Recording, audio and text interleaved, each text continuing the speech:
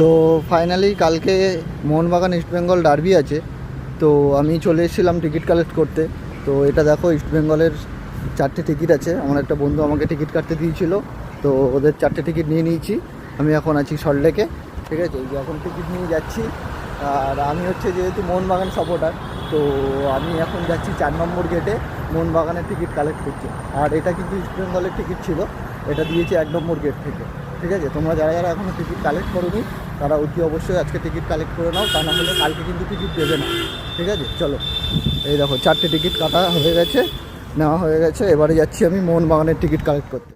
এই যে আমি মোহনবাগান সাপোর্টার, তো আমি মোহনবাগানের একটা টিকিট কালেক্ট করে নিয়েছি। ওরা 4 জন একদিকে আর আমি একা একদিকে, ঠিক আছে। কালকে দেখা হচ্ছে খেলার মাঠে, দেখবো কালকে কারা জেতে, আমি জিতি না ওরা জেতে, ঠিক আছে। খেলার মধ্যে হার জিত থাকবে, তবে ম্যাচটা হাড্ডাহাড্ডি হবে যেহেতু মোহনবাগান ইস্টবেঙ্গলের ম্যাচ, ঠিক আছে। চলো, কালকে দেখা হচ্ছে মাঠে।